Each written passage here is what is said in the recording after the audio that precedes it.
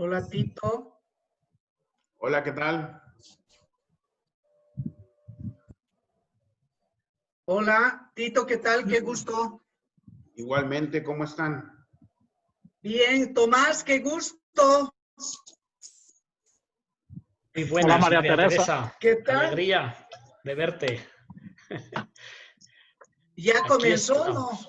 no? No comenzó todavía, ¿no? Estamos dando un par de minutitos. Ah, perfecto, perfecto. Pensé que ya estaba incomodando. ¿Qué tal? Muy bien, muy bien. Una alegría poder conectarnos por esta vía. Sí, además vernos, por lo menos. Qué lindo. Saludos. Hola, Emilio, ¿qué tal? Muy bien, muy bien.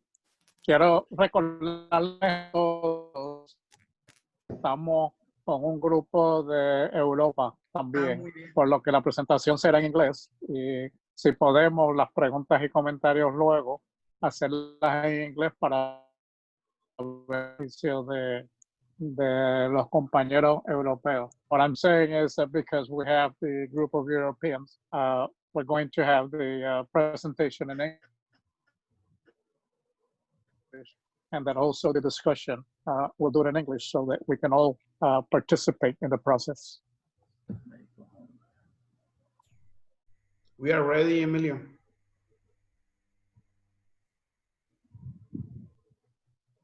Yes, whatever you want. Luis, happy to see you again. Luis Vázquez. Hello, Mr. Sancho. Hello, my friend. From Oaxaca. 2014. Reengineering water, reingeniería del agua. And Very good. very good. Okay. Well, for us to get started, I want to present our speaker, Ingeniero Tomás Ángel Sancho Marco. He was in Zaragoza, Spain, and he has a Master in Civil Engineering with also degrees in Law and Business Administration and Management.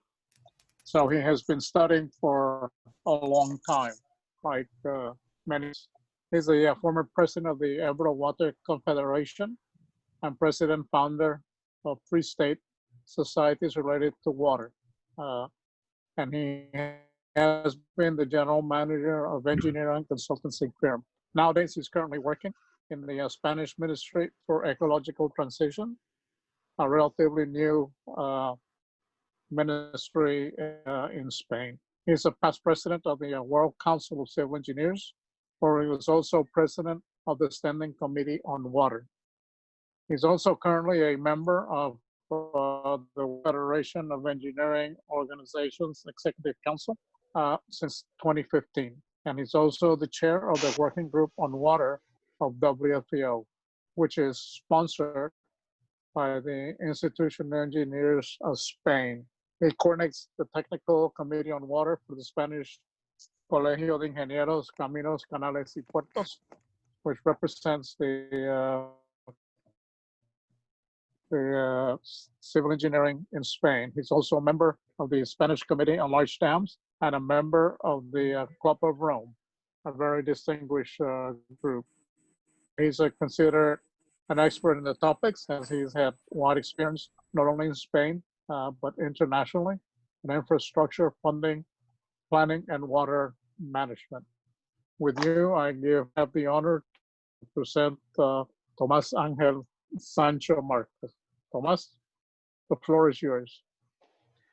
Thank you so much, Emilio.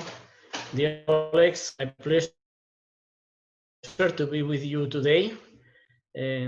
We can share this first report of the World Federation of Engineering Organizations with our World Council of Civil Engineers related with water and the SDG 6.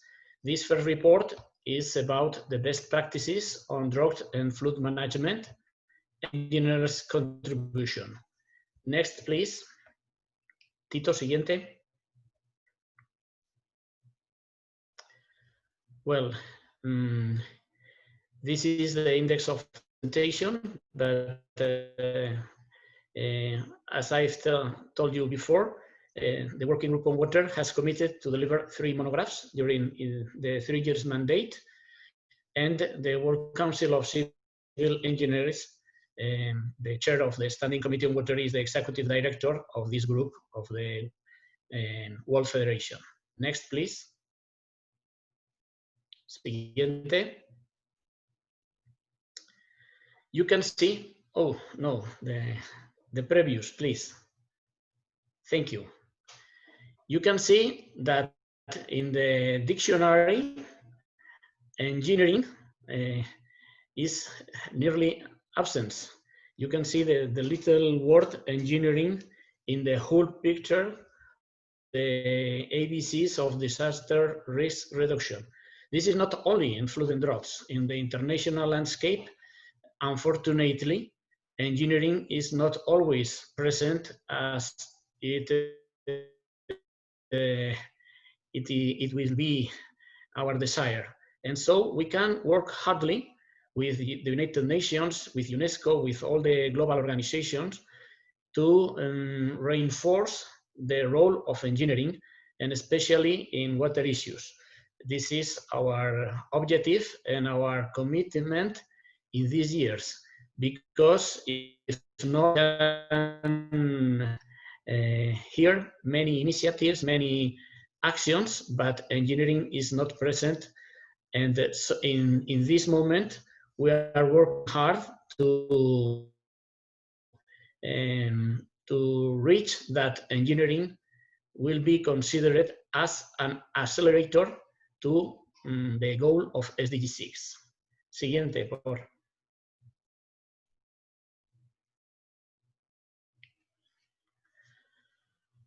Well, in this report, we are showing to the international community of professionals and also the agencies of United Nations that the best practices for the risk management of droughts and floods, highlighting the engineer's contribution. A few decades before, the approach for the droughts and floods management was the crisis-based approach. There was a crisis, there were accidents, there were disasters, and after that, engineering contributes to solve the problems, to make some investments, etc. But today we are changed the focus to risk management with an adaptive management approach. You can see in this presentation. Siguiente, por favor.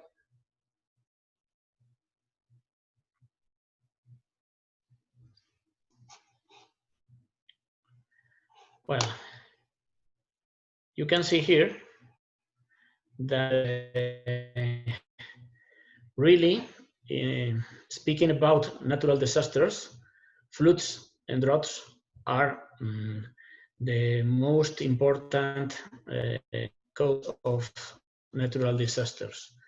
You can see these statistics. Floods is the first on the range, but also droughts are very, very important. Next, please.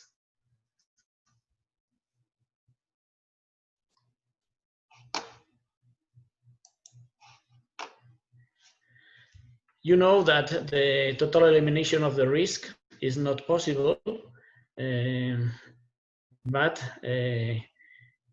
we can advance in the implementation of protection measures, and it's necessary to promote awareness of self-protection incidents. Droughts are also an extreme hydrological phenomenon with low water availability. which take place slowly, sometimes imperceptibly, and when detected is too late and can cause very high social, economical, and environmental impacts. These natural events, drought floods, have become current global topics regarding water issues as reflected in the Agenda 2013, not only in SDG 6, but also in SDG 11. Some economical estimations are saying that the incidence of this natural phenomenon are about 2% of the GDP of the nations in the developing world. It's not as huge as the COVID this year effect, but it is very important, and the management of these events, these extreme events, are very important for development, especially in the developing world, but also in the first world. Siguiente, por favor.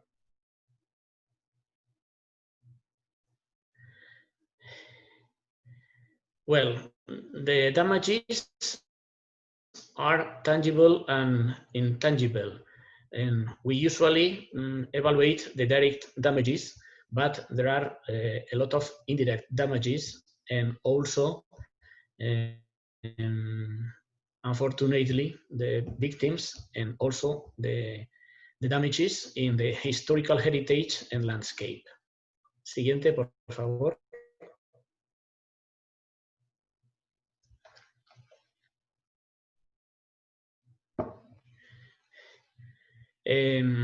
The natural extreme events related with water will increase with the effect of climate change.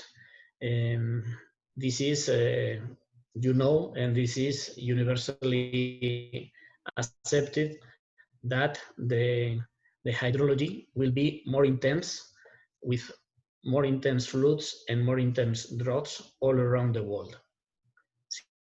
Por favor.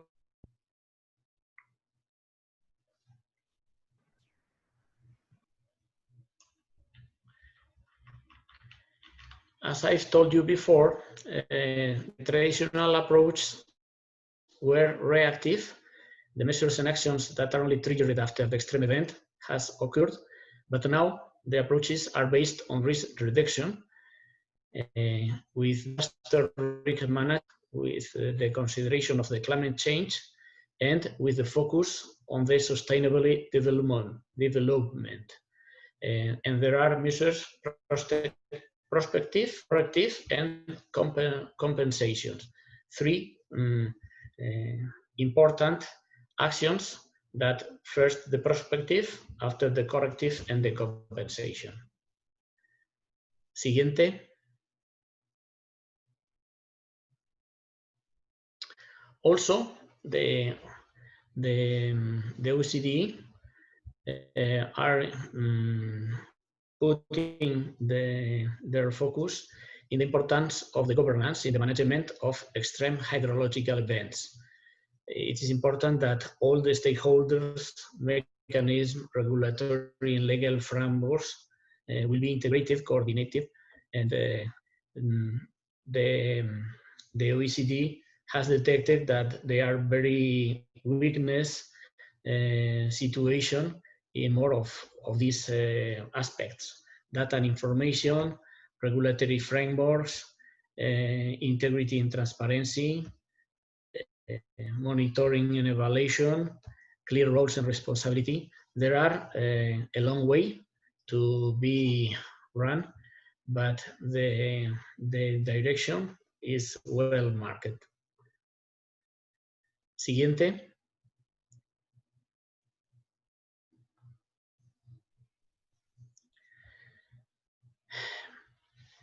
It's very important the role of the knowledge, technology, and innovation in this risk management. We must, I want to remark the hydrological and hydraulic models, the hazard and flood risk maps, the actions based in technology and innovation, and the advances in warning systems. Today, we have more tools than ever before, and these tools are based in the technology and the engineers management.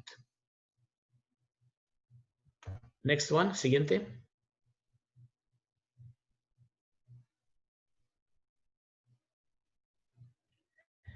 In the report, we collect 19 cases and international experiences. You can see the 19 boxes that are on this report, and there comes from all around the world, in Africa, America, Asia, Europe, Australia, and so we can collect, fortunately, a big experience and a big cases, a big number of cases all around the world. Siguiente, por favor.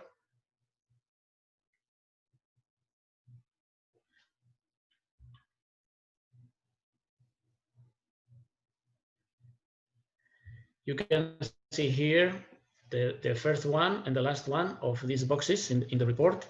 The first is the Lake Chad. You can see in the figures how currently the surface of the lake is about 20% of its former surface. 10 years before, it was only 10%.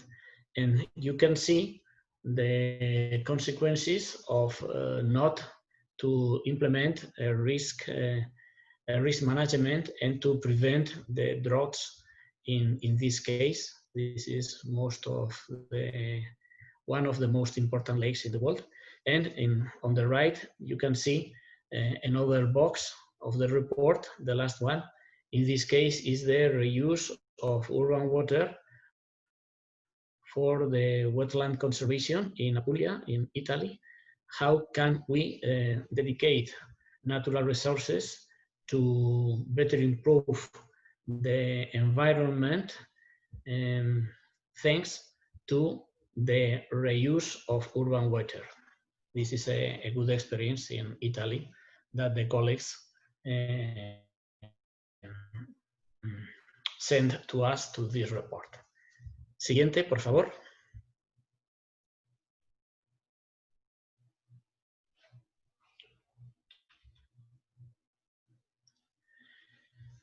This is another good international experience. It's between Spain and Portugal, international cooperation, and not only for the floods, also for the droughts. And so in the 5 shared river basins, Spain and Portugal signed in 1998 the Albufeira Agreement. Next one, siguiente.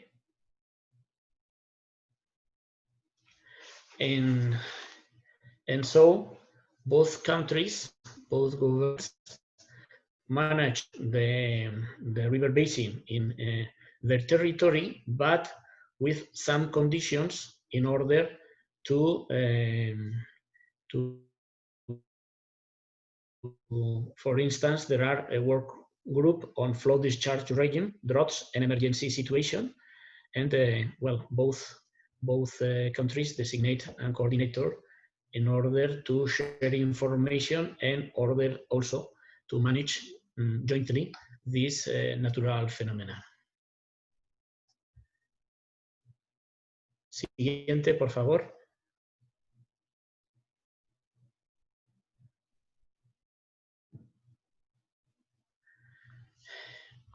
Also, it's very important to speak about the drought management plan, because not only the floods are introducing serious damages in our countries, in our societies, also the drought management plans.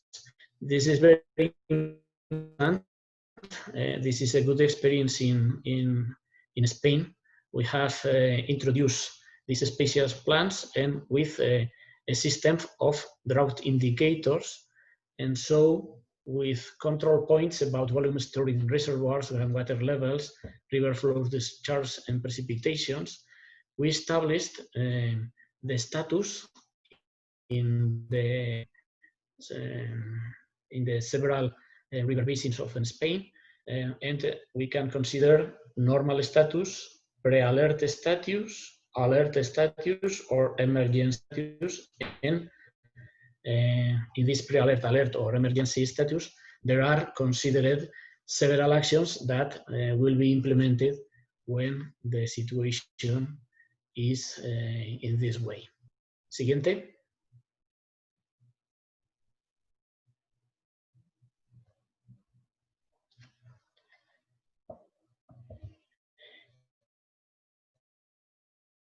We have recently reconsidered these plans, and in the last drought period in Spain, 2014-2018, the drought management plans are revealed as an essential tool for drought management, and we can get a good improvement of water management, coordinated use of surface water and groundwater, water safe on irrigation, and improving on the monitoring networks have been key elements to cope with droughts.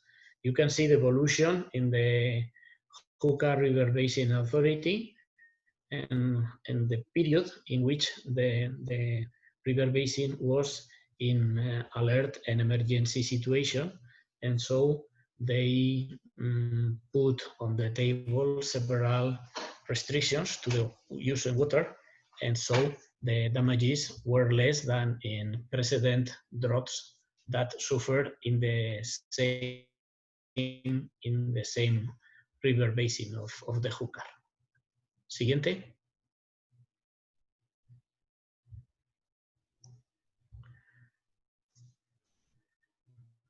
Well, we remark in this report the good experience and best practices. The first one considered best practices is the risk management plans, also for floods and droughts.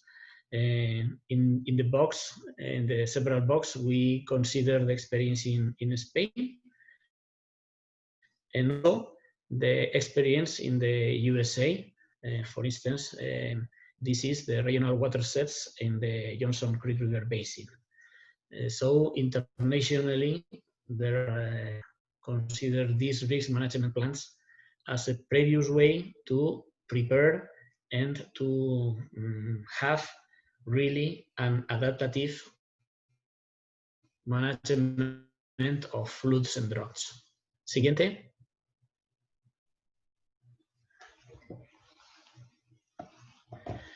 The second experience and practice that we remark in the report is the structural protection measures. Obviously, there are another measures as we consider after as the nature-based solutions, but it is important to have these structural protection measures. The nature is very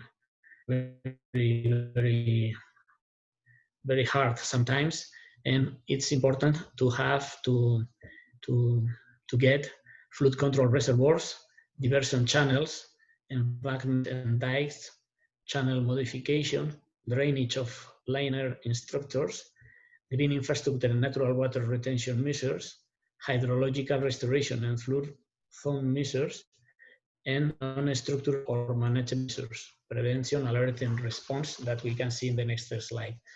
I want to remark this point.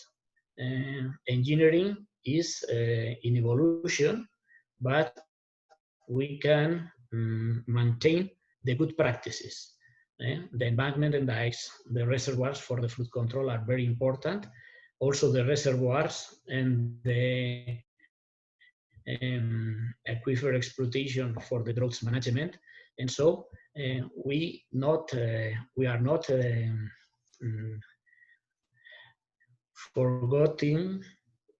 forgetting these structural protection measures. They are very important and they must be implemented in the river basin Next one, siguiente.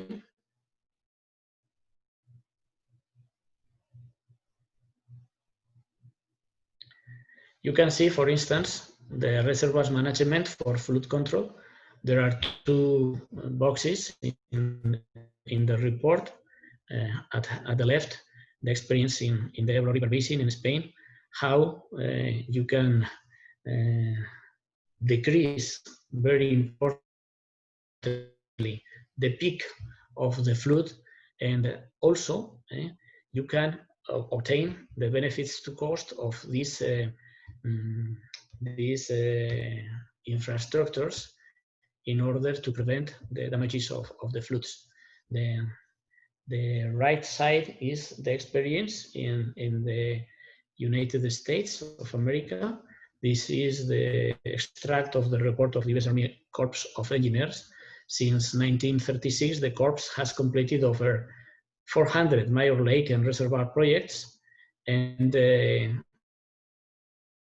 they finally obtained the conclusion that for each dollar that they have invested to protect for floods, they have reached a benefit of $6, 1 to 6. So it is very important, these accumulated benefits.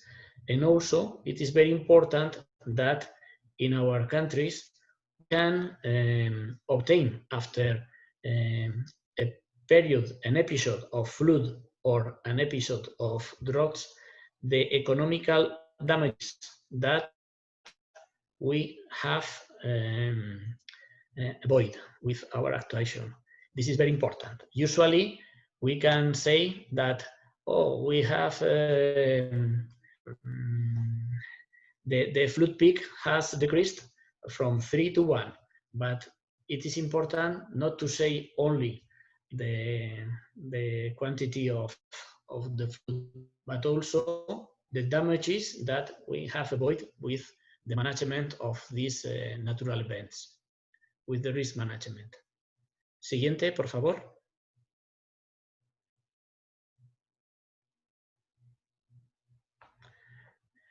Another best practice is the non-structural or management measures.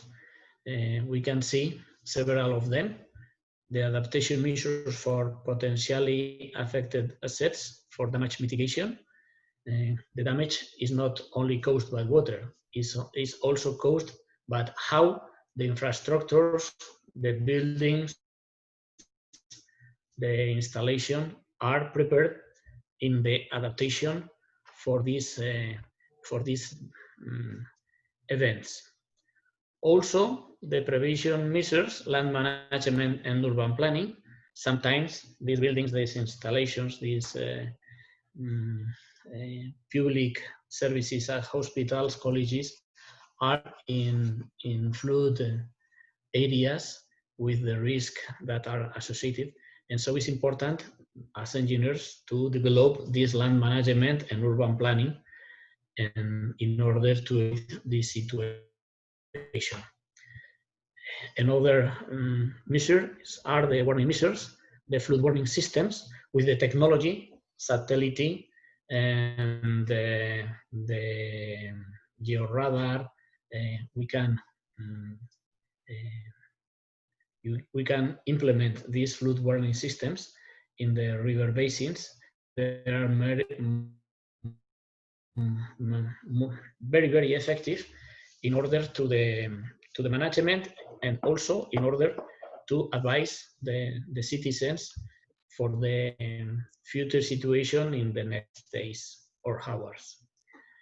These are related with this civil protection in order to adopt measures, evacuate population, or take care with provisional measures to defend against flood in certain areas. Also, there are an effective measure as flood insurance that we must implement in order to decrease the damages for the population. Siguiente.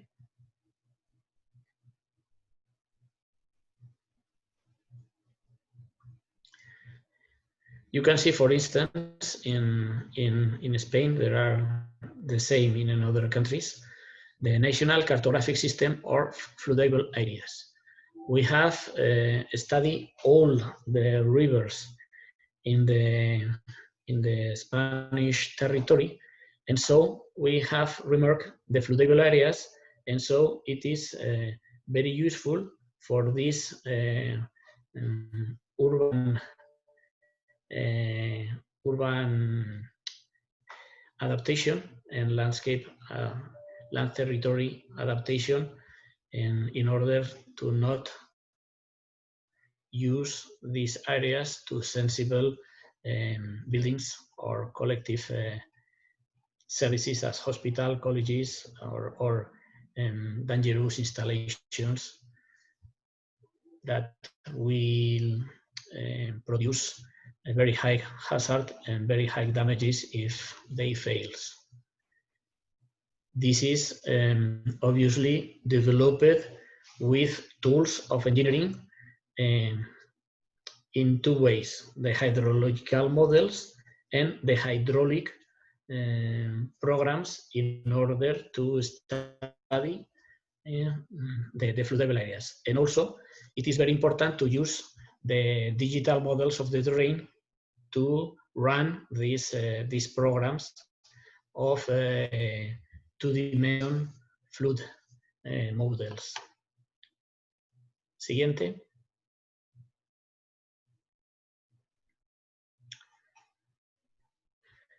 Another best practice is the measures to deal with drought risks. This is very important to implement the integrated water resource management, not only during the droughts, always. Also, the management and control measures as resource allocation, water savings, and temporary transfer of rights. This is very useful. And the first experiences in the United States, but in other countries, such as Spain, has flexibilized the rights of water in order to be able to transfer rights to another uses to other, with more importance and preference in time of droughts. Also, the environmental measures to prevent these droughts, it is very important. The forest, for instance, protect the forest in our river basins. Also, it is important to have warning and monitoring system to detect the drought in the same time that they are coming with these indicators, because if not, when you know that you are in a drought, sometimes it's very, very late to take and to put measures to fight against this drought. And also, as before with the floods, the agricultural insurance is important. Siguiente.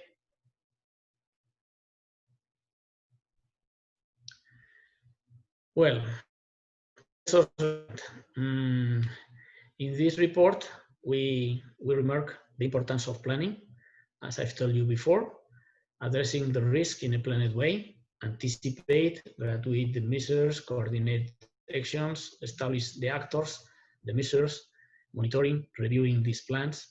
In this process, the engineering participation is quite important. Input the measures to be studied, proposed and applied, and optimizing the risk management. The second lesson that we remark is the convenience of the adaptive management in land use, in buildings and facilities, evacuation of people and property, and reuse. Engineering also plays a very important role in estimating the occurrence of time, the natural phenomena, the potential affected areas, the risk and potential damages, the definition of adaptation actions, the best evacuation alternatives to non-flood areas, the best options to guarantee the essential uses of water and limit socioeconomic damages in droughts, and to establish previously appropriate guidelines and actions in flood and drought management plans. Siguiente.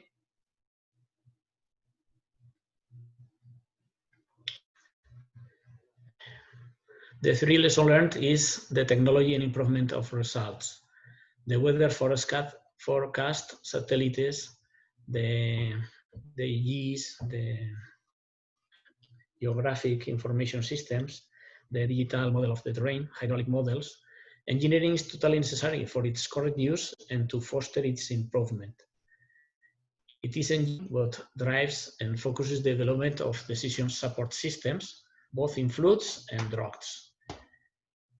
And another lessons learned is that we need a combination of sound engineering to achieve satisfactory solutions case by case. You can see in the diagram there are options and actions for the integrated water resource management, but also for water security we need infrastructure, and there are physical base in air, water and soil, and with special attention to the occupation, land and water use. But we must combine the management, the non-structural measures, the nature-based solutions, but also structural, and before of that, to have a very good system for previous data and for monitoring the situation.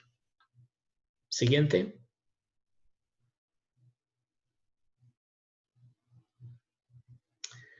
Well, finally, in this report, we remark the challenges for engineers. Currently, the engineering practice has become increasingly collaborative.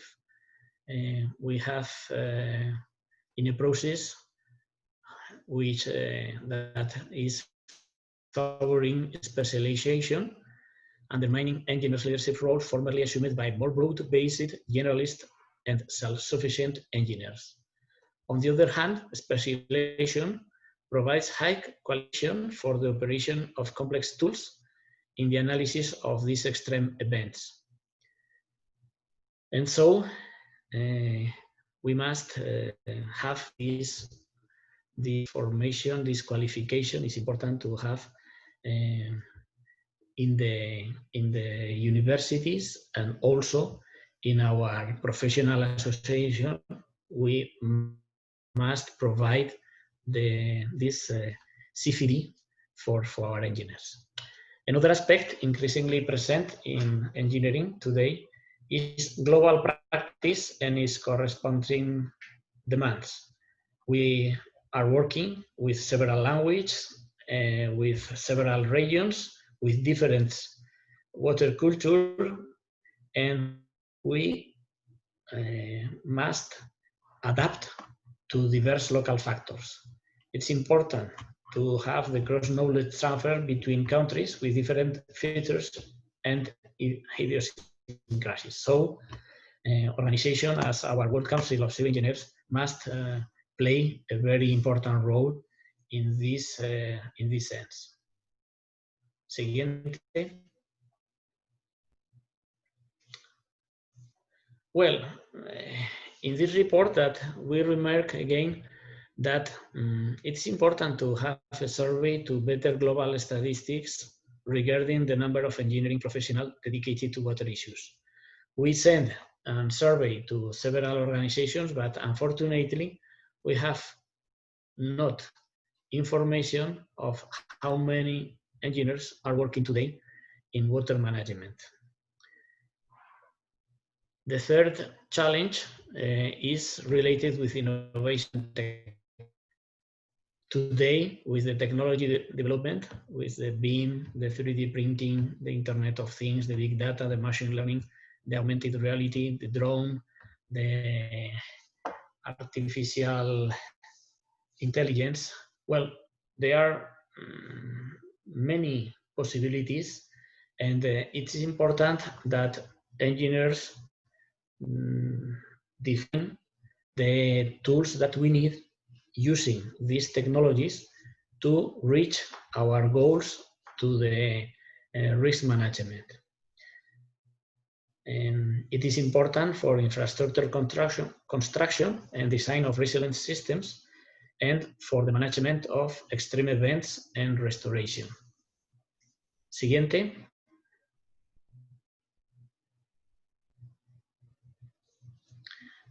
This is a very important challenge for engineers. No, we are not only technical professionals. We must be leaders in our societies, as the Vision 2025 of the American Society of Civil Engineers remains a few years ago. So risk assessment and its mitigation is a key principle of engineering practices. And it imposes a responsible commitment to civil engineering professionals to adopt due to assess the effect of climate change on the works and the service they provide. Engineers, firstly, in charge of public facilities and infrastructure design and management, will have to adapt to climate change at the local level to ensure public health and safety.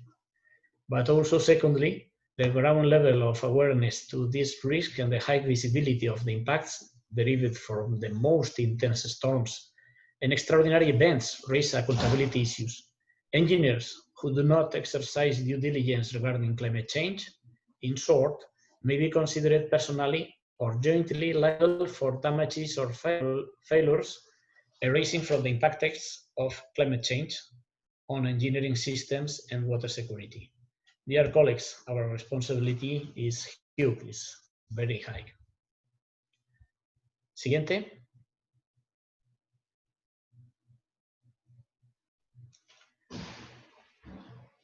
Considering the challenges in the for engineering, we must compare emerging and future areas. For instance, we remark deep in studies of the climate change effects on resources.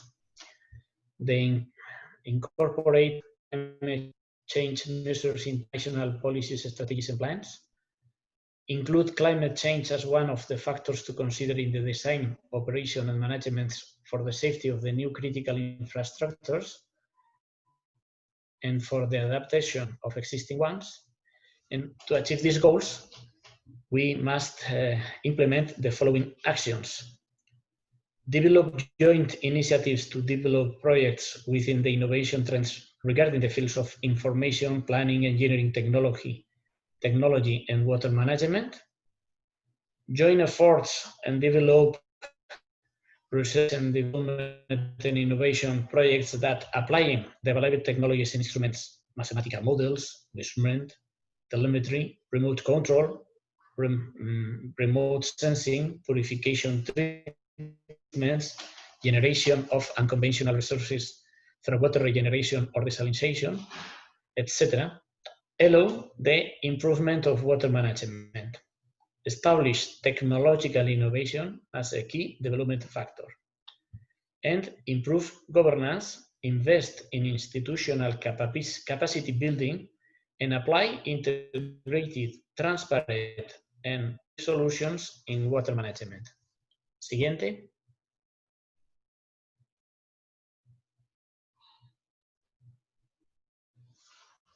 New role challenges. The 2030 Agenda states that the achievement of sustainable development in its three dimensions, economic, environmental, and social, must be addressed in an integrated and balanced manner. Thus, water is the SDG 6, and so access to water and sanitation, to affordable and non-pollution energy, to food security, sustainable growth, the ability to adapt to risk-related climate and natural disasters, as droughts and floods, resilient infrastructure, international cooperation, are clear examples of interconnected issues. Today, engineers around the world are addressing global challenges, such as climate change, locally. When they carry out studies or project works, they must take these global challenges into consideration. Engineers, decentralized teamwork often. Leading multidisciplinary teams in droughts and floods is a great challenge. Furthermore, increased globalization requires engineers to overcome any cultural bias in its professional practice, a skill that should be exercised. In conclusion, engineers must best practices worldwide, such as 2013 WFEO Codes of Best Practices for Sustainable Development and Environmental Protection. Think with a global vision and act with a local vision. And also the Code of Good Practices, Principles of Adaptation to Climate Change for Engineers. Well, this is the final reflection in the report. In the next slide, siguiente, you can see the contributors of the report. There are more than 18 professionals. Our appreciate to all of them. And well, this is the presentation. Siguiente. I am open to your comments or to the discuss of this flood and drought management, the contribution of engineering and best practices. Thank you so much. Thank you, Tomás. We will now open for questions or comments.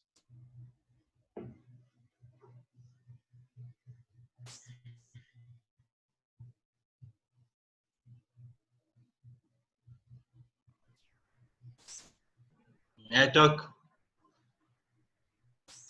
Yes, please, go ahead. Yes. Well, my name is Mustafa Shehu. I'm listening to this webinar from Nigeria, my hometown of Kano, in Nigeria. For those who don't know, I'm the Vice President of the World Federation of Engineering Organizations. Let me use this opportunity to thank Tomás for this very illuminating paper. I have been privileged to listen, from the beginning to the end, and congratulate him and WCCE for this particular effort. And in the paper, there is in one of the slides that is on WFEO probably to come up with a survey of professionals who are working in the water sector.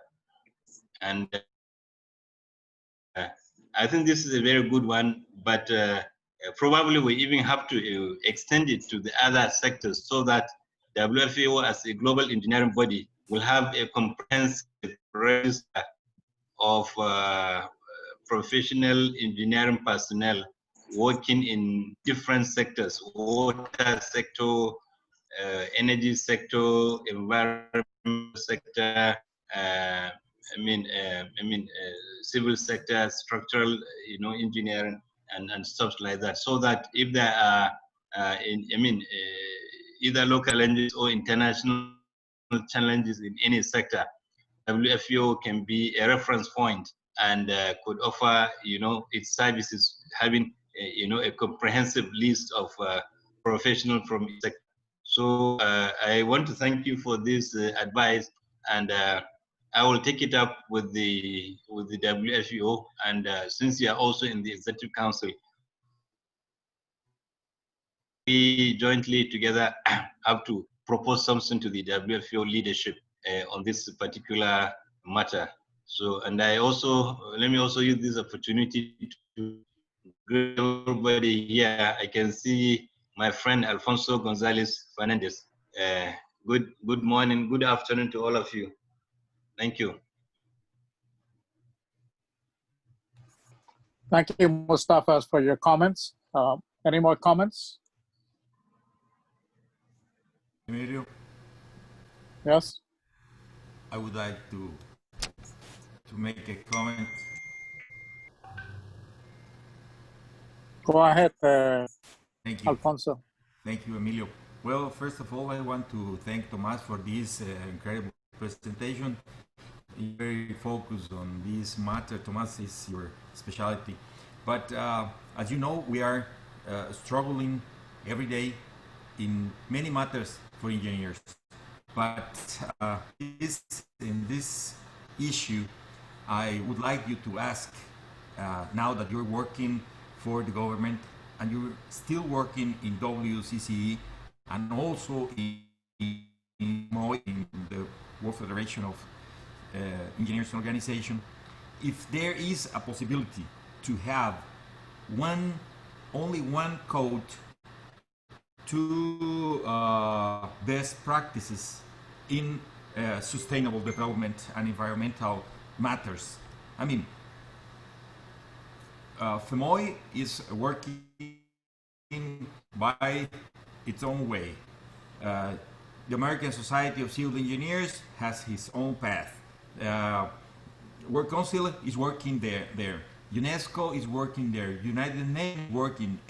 Everybody is working on that theme, but I'm really concerned about that we are not making a joint to have only code.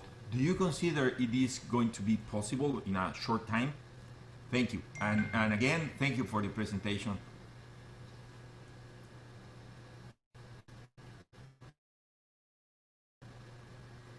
Well, thank you, Mustafa. My pleasure to meet you again. And thank you, Alfonso, for your considerations. The working group on water, specifically in water issues, try to do that, to have a common umbrella, adding the capabilities and the strengths of both organizations, the World Council of Civil Engineers and the World Federation of Engineering Organizations. So, World Council is a partner of United Nations Water, UN Water. And WFEO is not partner, but we are jointly representing World Council and World Federation in the meetings of UN Water, because the goal is to increase this consideration of engineering. You can see the little word in the ABC of the natural disaster reduction. Here in Spain in the ministry, in the meetings of UN Water, in the meetings all around the world about water issues, I always ask how many times we can hear governance. A lot of times. But engineering? No, engineering is it's infrastructure. It's not important today, and it is quite confused. So it's important to have a global umbrella to represent engineer in the global institutions. The global umbrella is the World Federation of Engineering Organizations, but the World Council of Civil Engineering are very specialized in issues as water or as structures and other matters. Important the joint liaison. You are on the right, Alfonso, because if not, the politics and the social stakeholders not consider engineering as an accelerator to reach the SDGs and the 2030 agenda.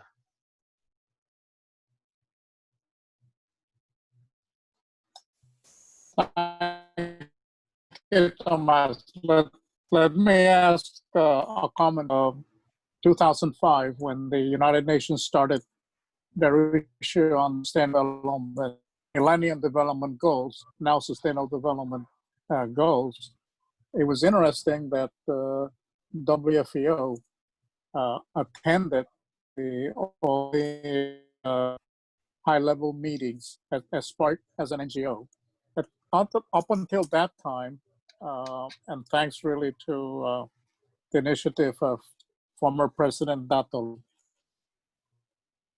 and I was named representative, which was only represented by science, but it was science and technology, and thus the engineers, we took space there, and we made we made an impact. into that process in what we have today as the Sustainable Development Goals, because engineering is for it. Fortunately, in the past, we have not been too active, and now I think that some of the initiative, even with UNESCO as well as other UN bodies, engineering are starting to show. But we have to think that engineers tend to be humble, and we don't like to toot our horns. And you can only need to get more and more involved. And what's not happened is that even in WFEO and WCCE and other international organizations, although the organization is pushing for the process, it is important that the member nations of those organizations also become involved. And the idea is not only to become involved at the engineering organization, but also influence the organizations in their respective countries. This is a very difficult process. It is something that engineers have not been usually too up to. I can say that in the United States, that is not the case. The engineering sector is very active with the government, but has not been as active in moving into the international arena. And that becomes very critical, that we, the individual organizations, need to get involved with the national governments in promoting these all these efforts. And Tomás, I'm glad that you said that an agency that is not, let's say, widely known, though making a big difference, which was my former agency, the U.S. U.S. Army Corps of Engineers, has an enormous amount of knowledge on these topics. The agency has been since the Revolutionary War, when it was created. Actually, it was created before the nation. So it is very important that we use those resources. They're all available, and how we can get together with the WFEO and the WCCE to push, engineering organizations in these world arena. So it's really our challenge to get moving into that process. Any other comments or questions?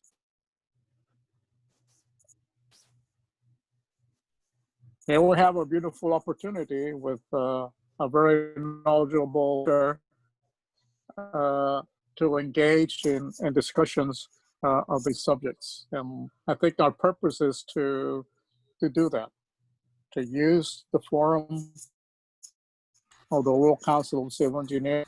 We're starting to get participation from ECI. We're starting to get participation from FAEL. And we will be continuing this series of webinars, and probably today and tomorrow sending the notice for the next webinar. Any comments from anybody in the group, please?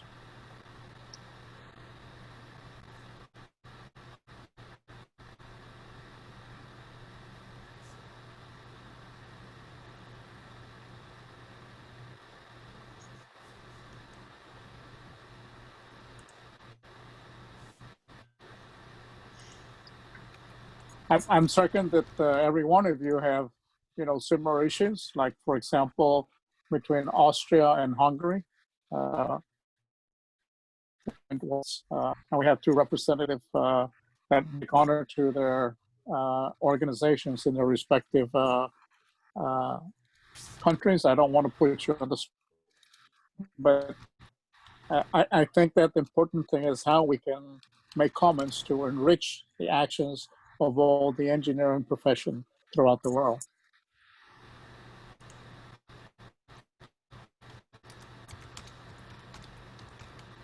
Tomás, and I think one thing that was missing, and I want to put it in, is the issue of conflicts. Water resources has, throughout human history, created conflicts. You in Spain have some big conflicts that go on with the transfer of water within watersheds.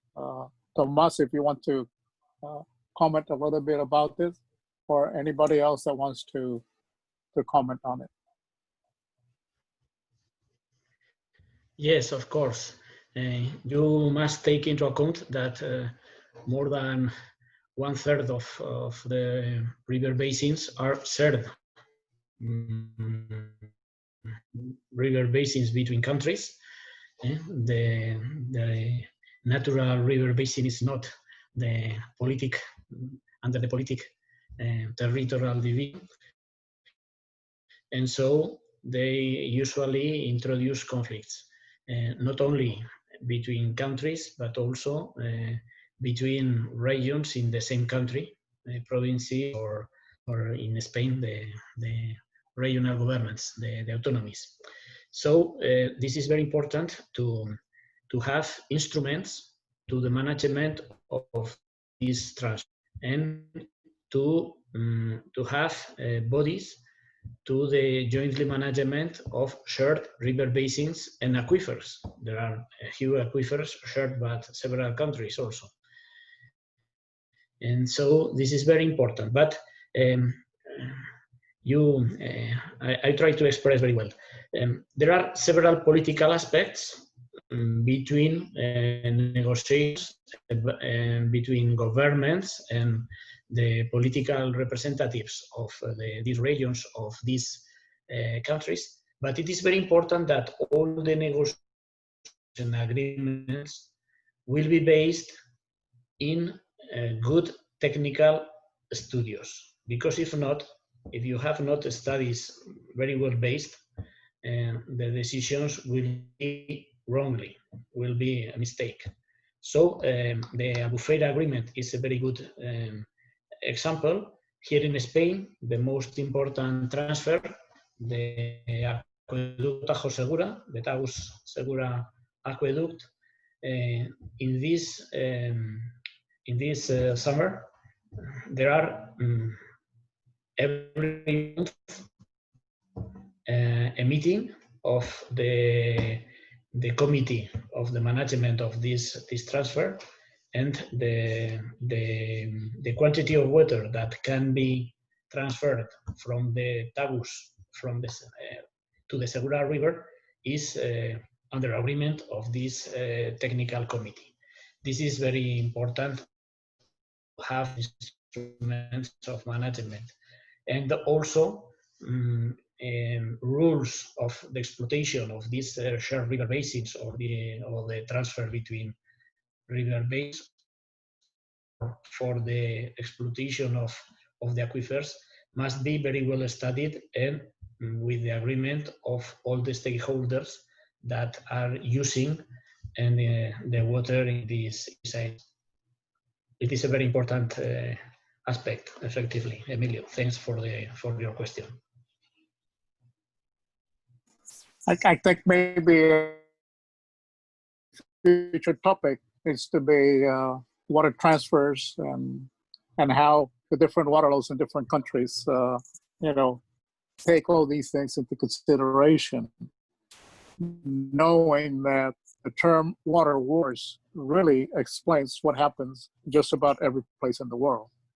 They do become wars, although not as the usual that we think of battles, but they have provided for battles. So maybe this is something, Tomás, that we need to consider, how we can do a webinar where we can get people from different countries and briefly their experiences in this process. Thank you, Emilio. Very interesting. Thank you. I make this comment because I was involved briefly on one of those issues, which was the transfer of water for Valencia from Rio Ebro. So I am very much aware of all the of all the energy that was going in Spain in that process, as well as what you're talking about,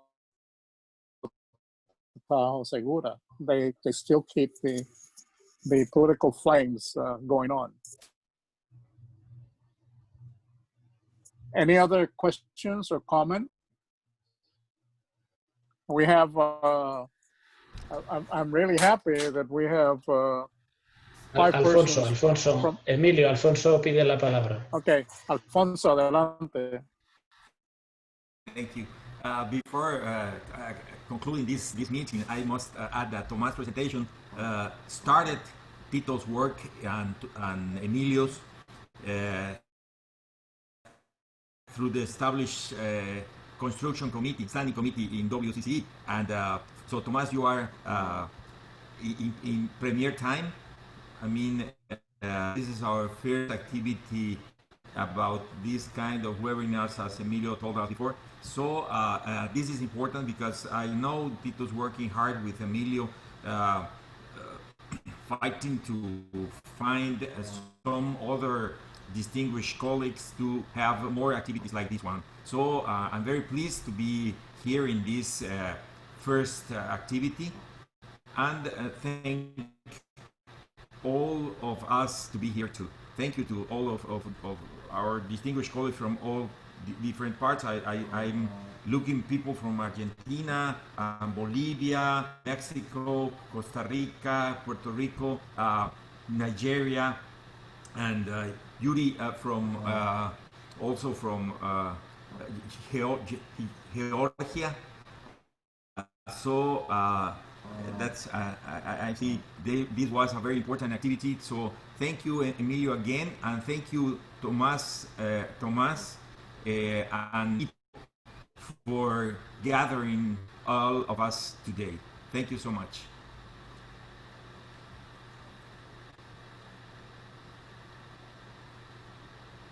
You know,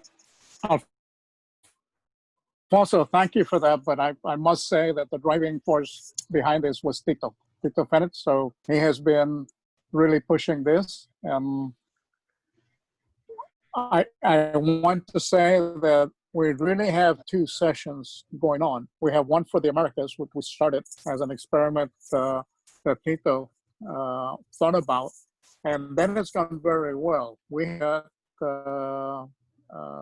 groups of up to 80 persons participating in these. These are in Spanish. And we decided to move one step forward to include Europe and Africa. But understand that because of the hour differences, it makes it difficult to have them both on it. So you will be seeing more and more of these seminars coming through on Mondays in Spanish and Tuesday eventually for Europe and Africa, but they will also be available for those in the Americas. So we're trying to develop this, getting different topics. I don't think we have a limitation of topics. We have had very good success. But Tito, why don't you tell us about the next webinar in English, please? Yes, thank you, Engineer. We have next week a webinar in America about the COVID-19, and we also will have for the next 2 weeks in August 11, the second conference in English, Deep Decarbonization. It's a presentation from Dr. Oliver Probst, how all the world has facing the crisis of the carbon and oil power to change to renewable power. So we have this on August 11, and the next week we have in Spanish the webinar about the COVID-19 and the civil engineers against the COVID-19. I think, Tito, to expand on that, the one next week that we have in Spanish is about the experiences in the construction sector of activating the activities in construction during the pandemic process. That's so right. It's going to be very nice because we have we have 6 different countries that we're presenting their approach, and I do want to invite our friends from Europe and Africa that they're welcome to submit topics and speakers for these. I think that is the wealth that we can bring forward, and we'd like to see the efforts in different parts of the world. Yes, the next week is in Spanish. It's for America, and we have all the participation of the civil engineer against the COVID-19, even construction, even administration. We have many topics to talk about, how we are reactivating the construction in the middle of the pandemic, how we can fight against the pandemic with sanitation and the sewage plants. We have to be ready, and there are a lot of topics. We have 5 panelists: Puerto Rico, Mexico, Honduras, Uruguay, Costa Rica. And in 2 weeks, we will have the conference of energy, the decarbonization, how we are facing this crisis of energy. And we hope Africa joins soon with us, with some panelists, even on a webinar or even in an individual conference.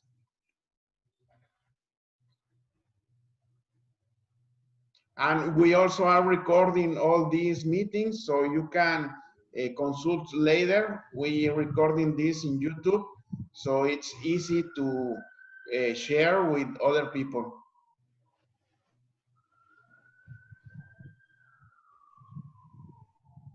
Good. Actually, yeah, Alfonso contacted me last week for the possibility of making a presentation at one webinar of WCCE. So I am actually looking into that. Probably by September, I should be in a position to present one of the WCCE. Thank you, Mustafa. I sent you today a mail. Yeah, thank you. I will let you know the progress. Probably a couple of days, I will send the topic of the paper I want to make presentation on the next 1 week. Yep, you're much welcome to do it, and want to open the invitation to the participants in really, asking for topics or even providing presentations. Okay. Okay. And I just learned that you'll have a session on energy. Is it in August or when? Otherwise, I could also be one of the panelists if there is a webinar on energy. August 11th. August 11th? Yes. We'll send you the link so you can get in. Okay. Let me have the details so that I can also participate for that one. Mustafa, I just made comment that maybe the linkage of giving information for the seminar was not as complete as we wanted to, but we will be pursuing it more strongly in the process to have everybody have the information, and understand that when you receive the invitation, which will be in the next couple of days, please feel free to circulate it along. I will do that. Your organization. I will do that. We hope that we can get to the point where we bust the number of participants in the webinars that Zoom allows as we currently have it. Certainly I will do it. I will make sure that a lot of people participate in subsequent WCCE webinars. And any more comments?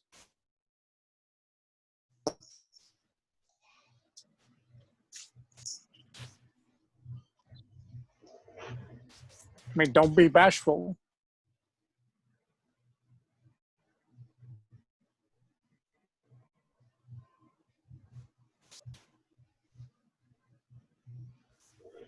Well, if we don't have any more comments, maybe I would like to read that has been in attendance.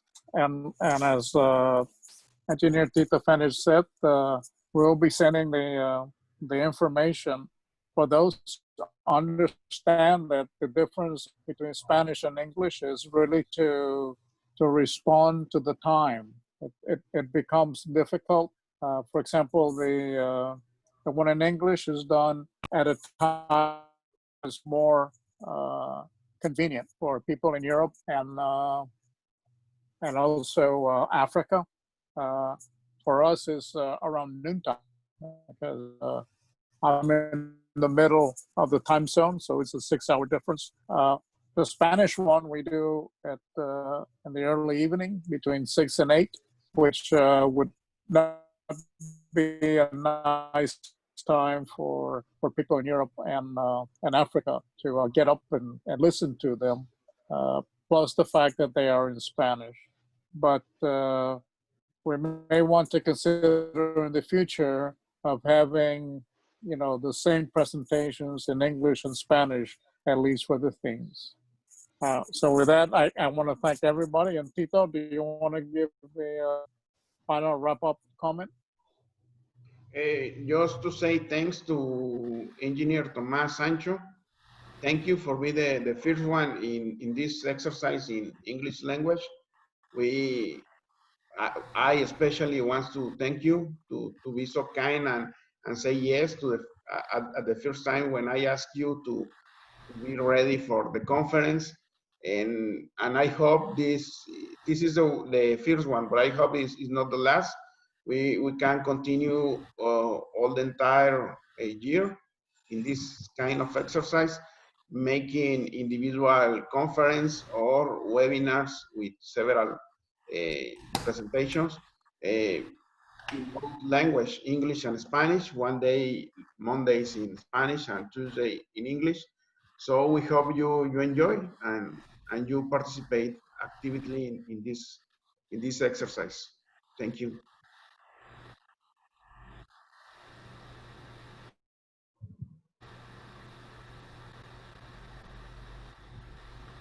Thank you.